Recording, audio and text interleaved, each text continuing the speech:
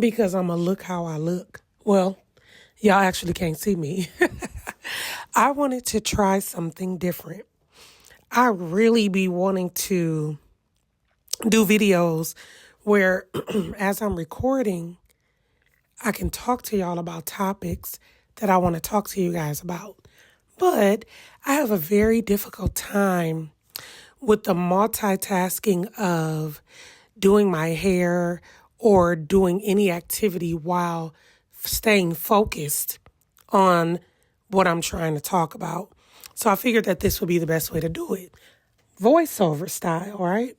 So today in this video, I wanted to talk to you guys about that conversation that women typically don't have, the things that women typically don't talk about, and also shed some light on some things that we didn't know. And today I'm talking to y'all about perimenopause or menopause. Well, I'm at the age where I'm going through the stages of perimenopause. And it is not fun. I don't know how else to put this. So I'm learning so much, but the number one thing that I have an issue with is that nobody really tells you this stuff. And so as we're getting older, me and my friends are having conversations about it. And some celebrities are trying to be advocates or, shed the light on perimenopause and menopause. But I just want to talk about some of the stuff that's going on with me and like some of my friends and just some of the things that I've been learning as I've been trying to do research about perimenopause. So it's interesting because I've been having all of these changes going on in my body.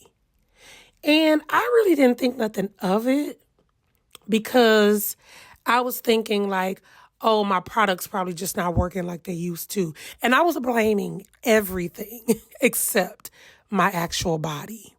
Like I literally was blaming my soap, my deodorant. I was blaming my lotion, my oils, stuff that I have used for years is not working for me like it used to. And so I was just blaming everybody else. Well, everything else, I should say.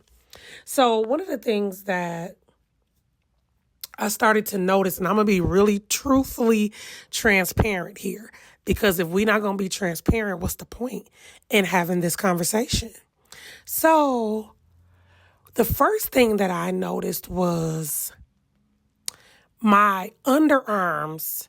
It was like my deodorant wasn't working anymore. And this is deodorant I had been using for maybe about 10 years. Deodorant had been working perfectly fine for me, right? But I didn't get it. I'm like, dang, this deodorant suck. Like, did they change the ingredients? Like, I'm blaming everything except, coming to terms with the fact that I'm going through perimenopause. So my deodorant wasn't working. I'm talking to my mother and I'm telling her some of the things that are bothering me right now. And she's like, well, what's going on? And I said, well, I'm just not something. I was like, I didn't know what was going on. But, you just talking to your mother about like, what are you using for this? Or what are you using for that? So I remember talking to my mother and I was telling her that my deodorant wasn't working anymore. And I wanted to try some new deodorant. And I was like, well, what kind are you using? And she said, well, what do you mean your deodorant isn't working anymore? I'm like, my underarms stink. Like, I don't like how I smell. And then she was like, that's interesting. And I'm like, yeah. She was like, but you don't stink to me. I never smell you. I said, well, to me, the way I smell is not the same to me as how I used to smell. So then she was like, just kind of like, it was like keeping it in the back of her head. So then another day I'm talking to my mother and I'm like, panties are irritating my skin. And she was like, oh, what? I was like, I don't want to wear panties anymore. Like they're legitimately irritating my skin. And it was like to have on panties, I would feel so uncomfortable. And it was just like, not itchy or not sweaty. It was just hard to explain. Having the underwear on my skin was irritating my skin. That's the best way I can explain it. So I'm talking to her about that. And then I finally came clean to her about the fact that I went to see a neurologist about my memory. And then she said, the panty thing, you sound a lot like I did at your age. She said, I think you right on time for perimenopause. And I'm like, what? I'm not too young? Because I'm 46. I'll be 47 on October 19th. And I'm not too young for that. And then she was like, no, you're actually the exact same age I was when I had to start doing extra things instead of just deodorant. And when I stopped wearing panties. I said, oh, so you haven't worn panties in almost 20 years? She was like, no, because they irritate my skin. I don't wear panties anymore. And I'm like, whoa. So then it hit me like a ton of bricks. Like, wait a minute. I'm probably really going through perimenopause. So ended up going to my gynecologist. And he was just kind of like asking me, what you gonna do? And whenever I go to my gynecologist and he asks me, what you gonna do? He's talking about babies because I don't have children. And he knows I want children. But he also knows that I don't want to be a single mother. I love single mothers. A single mother raised me. But raising kids seems very tough. It doesn't seem like the easiest job. And so it's something I decided I didn't want to do alone. So I know being married doesn't guarantee you will have a partner in raising children, but I at least want to try it that way. So I'm talking to my doctor and he's like, yeah, I think you're probably in the perimenopausal stages. And I'm like, how do you know? And he was asking me, like, what are some of the things that's going on with you? So I had kind of took a list of all of my symptoms. So I've been keeping a list, running a list of my symptoms. And so I was telling him these symptoms. Now, one of the last symptom I'm going to tell y'all, I didn't think about it to tell him this because I've been dealing with this for maybe about 2 years. But I'll be crying for no reason.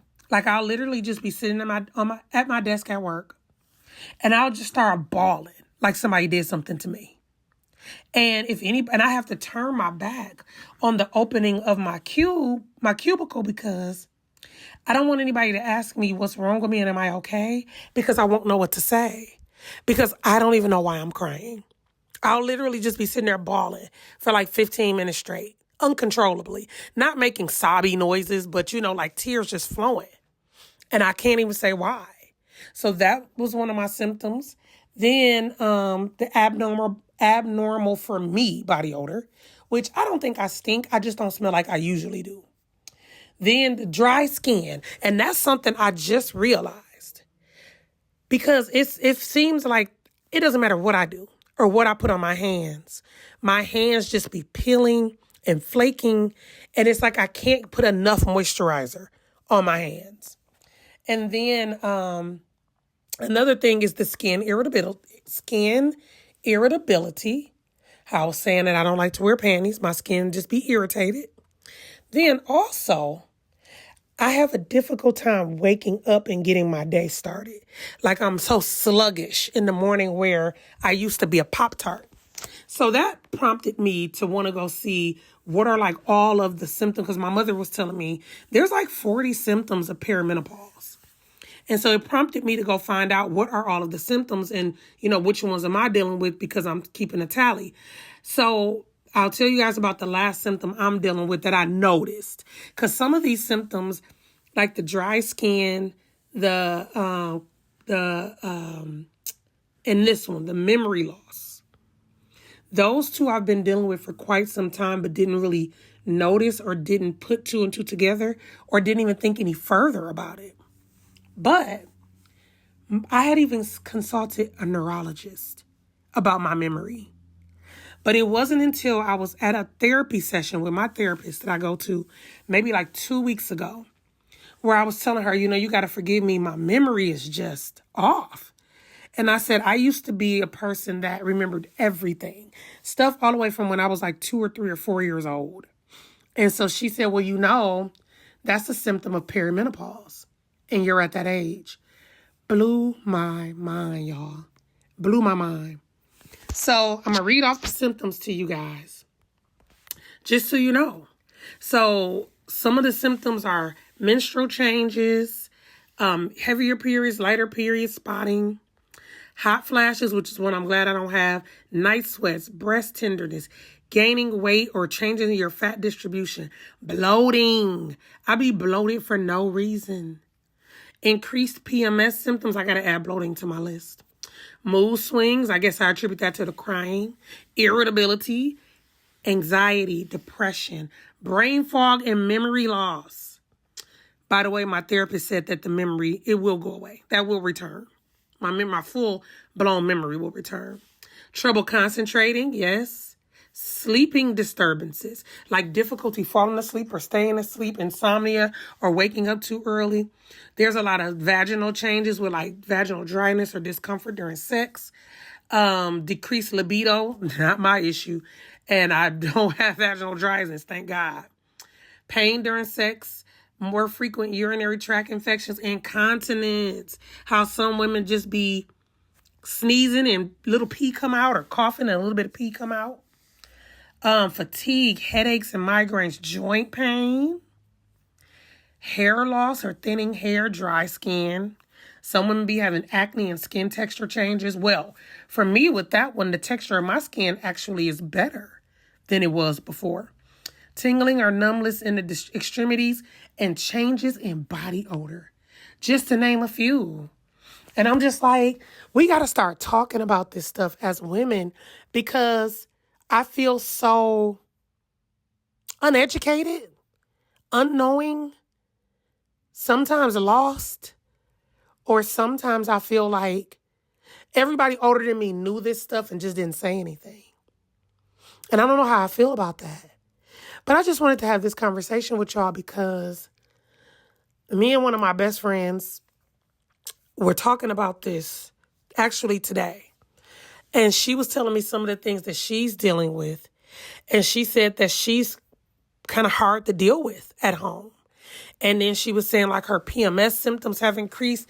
And I'm like, dude, it's not one of those things where I want somebody to be going through this with me.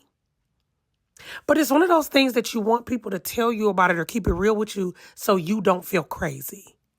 And so for me, a lot of this stuff I didn't even realize was attributed to that. So I feel like the conversations need to be had. We got to start talking about it. We have to start sharing this stuff with our fellow friends or our sisters or our cousins, other women, so that we know that we're not crazy and you are not the only one going through this.